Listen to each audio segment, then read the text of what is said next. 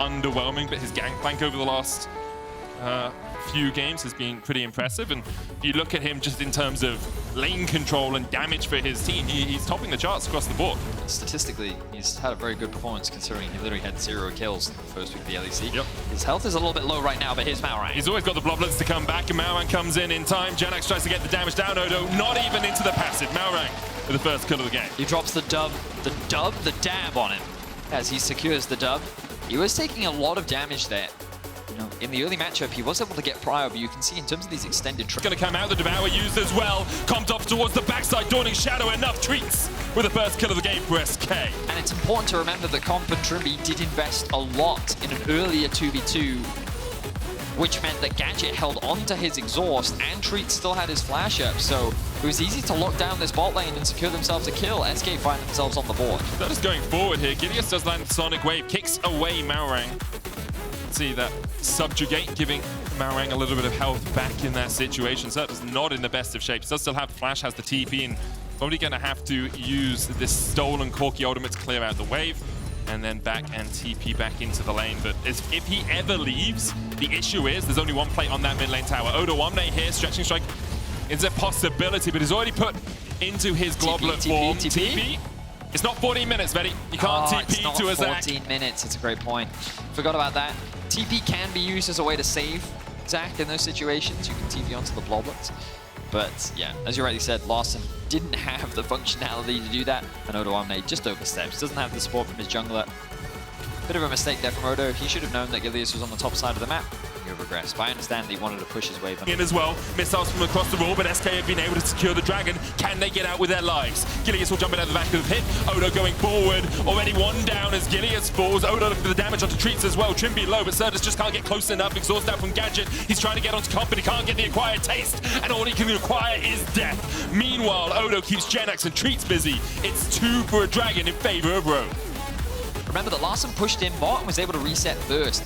And the bot lane from Rogue was already making their way up towards the top side of the map. Now Rogue make the rotation down to mid. SK is trying to punish Rogue for this play, but another TP comes through. Odo Omne looking for something.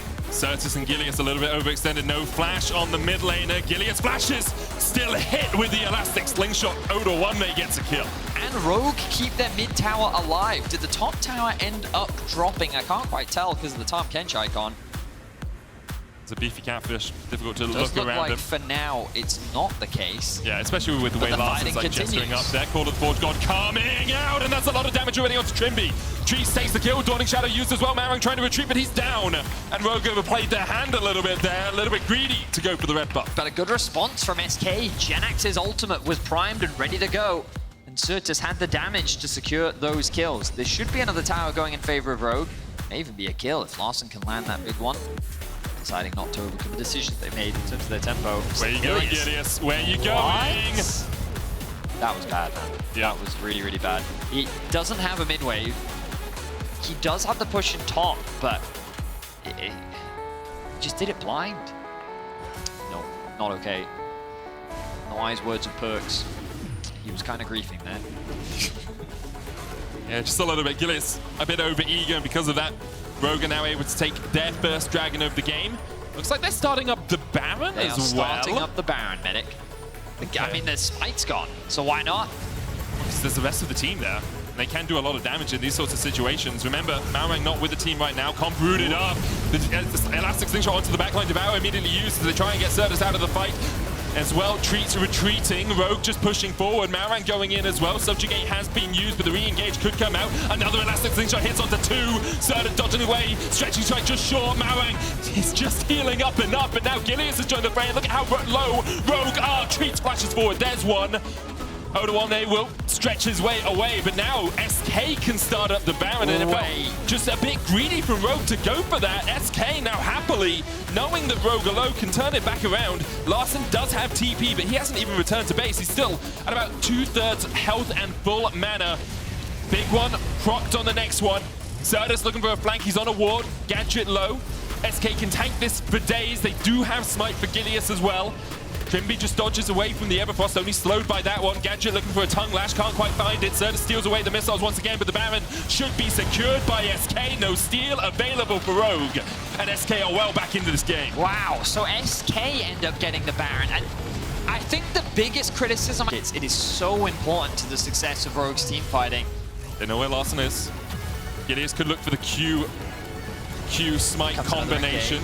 Elastic slingshot used by Odoamne, trying to get onto Gilius, but can't be shut down on the backline, and Gilius still secures the dragon. Odoamne goes into mitosis across the wall as Trimby's now the next target. Surf is going in onto Malrang, and he's going to fall as well. And SK have found the scaling they were looking for. Elastic slingshot away by Odoamne. He will survive to fight another day, but the rest of his team cannot say the same. Rogue is just falling apart right now. They cannot find a good fight. The engages from Odoamne are about as good as they can be.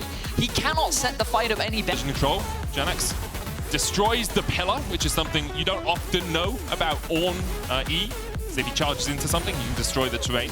Works on Jarb and Wall as well as the Elastic Slingshot once again being channeled here. Odo, he sniffs something good in the mid lane. He gets a double knock up there as well. And immediately one is down. Gilius falls, Gadget trying to survive with a thick skin, but he's going to go down as well. A great engage from Odoamne. He sensed it.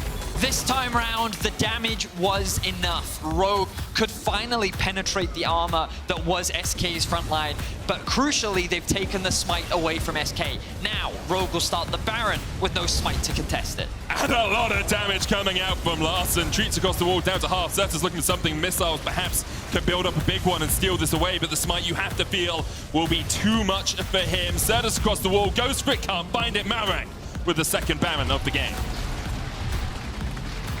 So much credit needs to be given to Odoamne for his engages this game. We were curious as to what he would do on the Zac. I was meant to keep track of his leveling progress earlier in the game, which I've just completely forgotten. Looks like it was W and E. Yep. But again, another great engage here from Odoamne. I think the crucial thing here is that Surtus isn't quite in the fight, but look at how quickly they take down Gilius and then convert that into a kill onto Gadget as well. He can't escape without the flash available, and the rest of SK just can't find a good enough turnaround. They didn't get to play that extended, drawn-out fight where they could leverage the Senna's sustain. And Rogue are able to secure. Now they've got the Baron. They're insecure. They're insecure. They're in control. Used to push in as the rest of Rogue go barreling down the mid lane. The engage comes out. Gilius looks for it, gets the kick onto Larssen, but the stopwatch is there in time. And now Odoamne's come to join the fray. Janets can't get the knock up. Odoamne kills off Treats on the backline. Certus dives forward, but he can only get the support. And Larssen has the range, and Rogue have the man advantage. They will push in.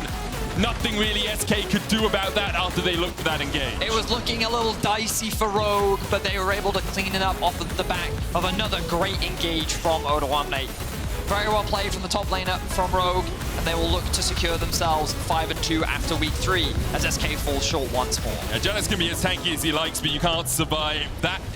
Another cell division for Odoamne. Let's see if he gets through Anaphase and Telephase by the time the Nexus falls. He's back. Mitosis complete, and a complete win here for Rogue.